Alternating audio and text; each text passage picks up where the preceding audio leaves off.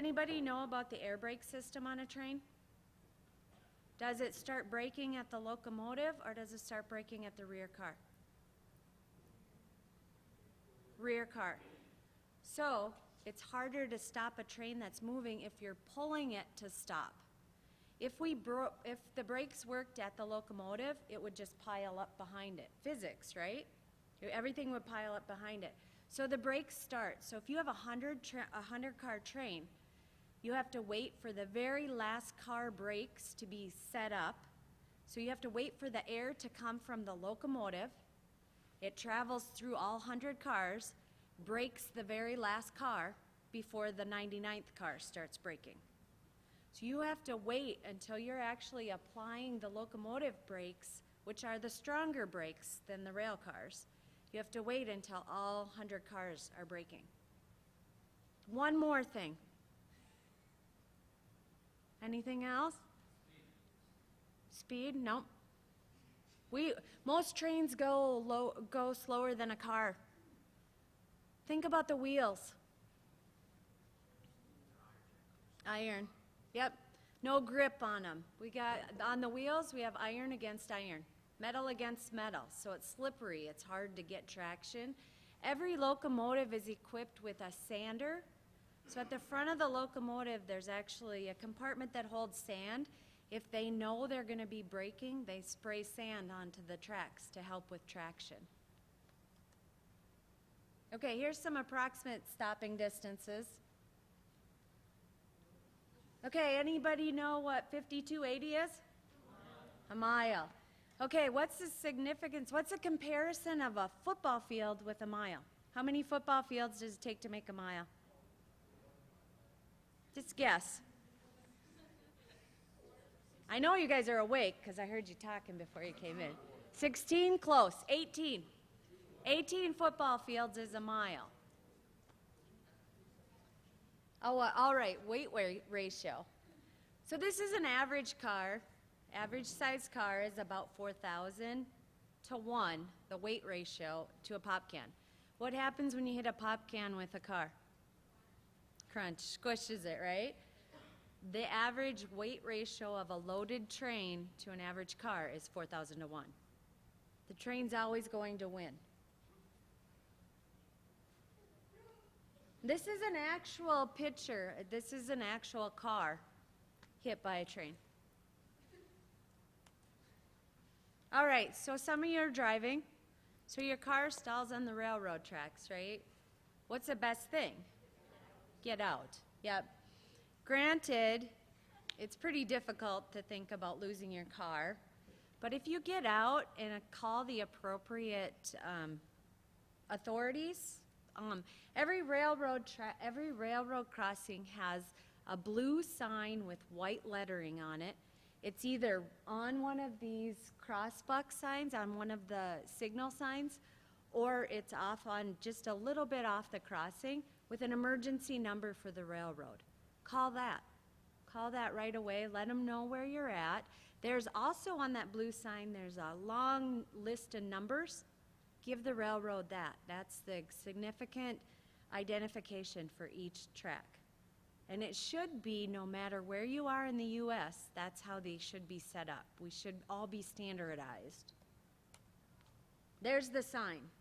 So there should be a number, maybe not an 800 number, but there should be a number to call. And there should be a number, or tell you a reference number. All right, passive crossings. What's significant about a passive crossing? No lights. No active warning, no bells, no lights. Does that mean you don't have to pay as close attention? More attention. This round railroad crossbuck sign has the same significance as a yield sign. That means that if you're driving up to this, you need to be able to stop if there's a train coming. Here's some more passive. Somebody tell me what the significance of the 3 tracks is.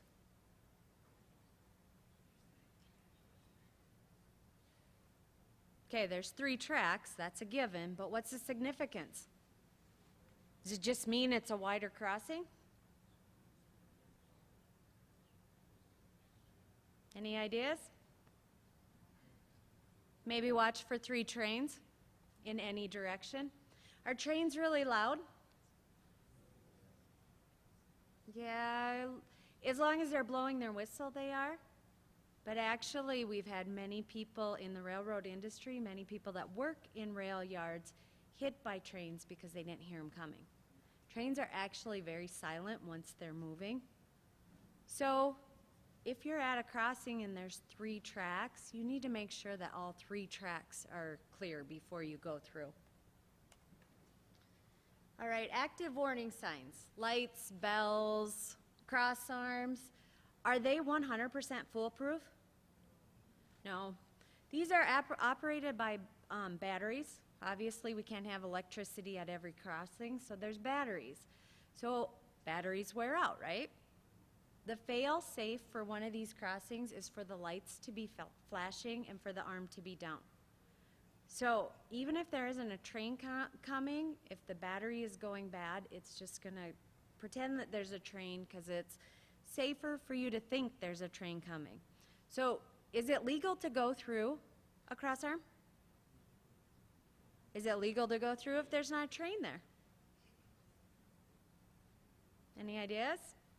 If it's flashing and the cross arm's down with the batteries low, I'm guessing you can. It would make sense to have it there permanently, but if it's down and it's just straight red, I'm guessing it's legal. Nope. It's not legal to go through that even if there's not a train coming. You've got to stay at that crossing or you can go to another crossing. So let's say there's a policeman there waving you through. That's legal. If there's a policeman or an official from the railroad, I would stop and check, make sure you know who's waving you through. Again, it's a life choice. Is it worth taking the chance or is it worth just finding a new crossing? All right, hazardous. So we do haul a lot of hazardous. Our railroad hauls a lot of ethanol, flammable. We haul some fertilizers that are hazardous material. Crude oil. Right now, coming out of North Dakota, crude oil is huge. Railroad transportation of hazardous material is actually safer than truck transportation. We have less incidents than trucks do. You just hear about them because they're usually larger. All right, we talked about this. It's not safe to drive around the gates. All right, so when you're driving, you need to make sure that you can either stop before the tracks or clear the tracks. Never stop on the tracks. You don't know when a train's coming. Remember we said anytime is train time? All right, so trains are wider than the tracks. So if you're out and about, make sure you give. Most crossings have like a white line that you're supposed to stop behind. Make sure you have enough room to clear that train. All right, multiple tracks, we talked about that. Overdriving your headlights. Do you think that you would be able to see a train in a crossing? Like the train's coming through?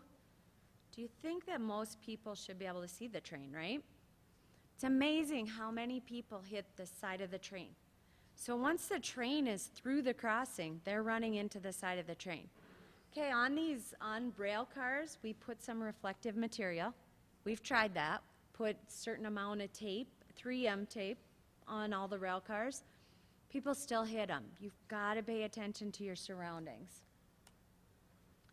All right, I really wanted to talk about this one. I saw you guys coming in. Most of you had Chromebooks that you were asked to put away. I'm sure a lot of you have cell phones. Distracted driving. That is one of the worst things that is happening in the U.S., not just for railroad safety, but for everything. Distracted driving. The other thing I wanted to talk to you about is not just the distracted driving. Again, life comes down to you guys making the right choices. Everybody makes a choice whether they're going to drive safely or not. The other thing is walking with your headphones in. Minnesota has lost 4 people in the last 2 years that are walking on the railroad tracks with their headphones in. You can't hear anything when you've got your earbuds or your drays on. You've got to pay attention to your surroundings. All right, I wanted to talk to you about trespassing too. All right, so we already talked. Railroad property is private property. It's not legal for you to be on. All right, all things that we've seen happening on railroad property. Yeah. So, I know that it's hard sometimes to go to a new crossing, cross the road when you could just dart across the railroad tracks. It's not safe. It's not legal. The train crew, I actually about 5 years was on a train, and we had a staged accident, a staged incident, where we hit a Chevy S10 going 10 miles an hour. You couldn't, in the locomotive, you couldn't feel that they hit the truck, and you couldn't see it. Once you got to a certain point, you're so far above where that truck was, you couldn't even see that we had hit the truck. We worked with one of the TV stations in the cities, and they had actually buckled in 2 adult-sized dummies, and we hit the driver's side. The driver dummy was thrown from the car, even though it was buckled in. And that's only at 10 miles an hour. We did also hit it at 15 without the dummies in it, but again, you couldn't feel it in the locomotive. You couldn't tell that you were hitting it. You have to be aware of your own safety. Railroad trestles, bridges, they're made wide enough only for a train. I mean, you're not going to jump out on Highway 7, Highway 15, and go play in the middle of traffic, right? Roads are for the cars. Same thing. All right, shortcuts.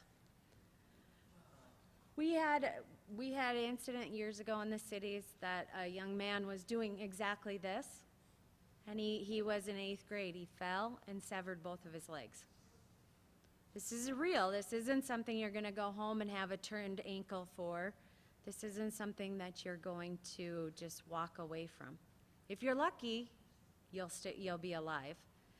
Last winter, there was a 30-year-old in the cities that was actually just taking a ride, and he knew that the train was picking up speed, and he fell and lost both of his legs. So both of his legs were amputated at the knee. And I've met him. I met the man. He was young. He's 30. He didn't have a full-time job. Now he's really in trouble because he doesn't have the capability of having a full-time job until he's healed and rehabbed. Okay, so I met him in, I think it was April, and he seemed to be doing pretty well. He was adjusting to life. He was rehabbing. And it's a lot of rehab. He was getting some artificial legs. He was up and walking on them. I spoke with him in August. He has completely backtracked and now is in severe depression, has trouble getting out of bed because of the mental anxiety that he has to go through, knowing that his one decision changed his entire life. So it's a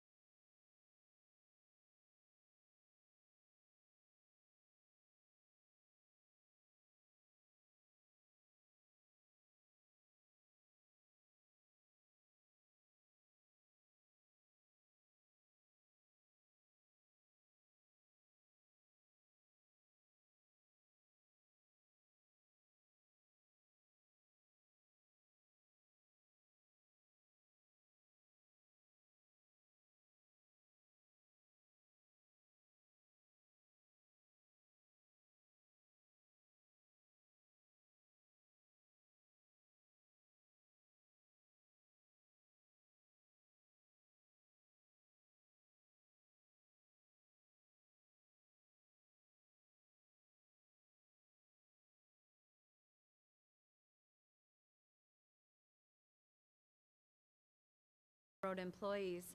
I've actually a coworker that was involved in an incident that could no longer run a train.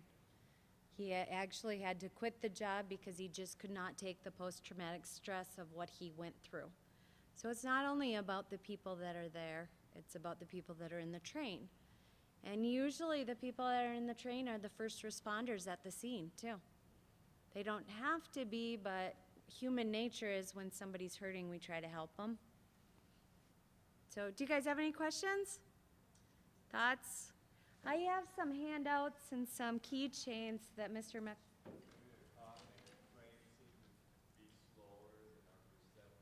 Yep. Trains are slower than the perception. They said it in the video, too. Part of that is, again, physics. You're sitting flat at a crossing. They're coming towards you this way. Our trains only go 30 miles per hour is the max, but when you get around some of the larger railroads, some of the speed limits are 60 to 75. Doesn't take very long for the train to arrive where you're at. So if there isn't any questions, that's all I had. I do have some handouts, but Mr. Meckelberg said he'd take care of them. So you can see him if you want a keychain or if you want any information about it. So thank you for being attentive and listening.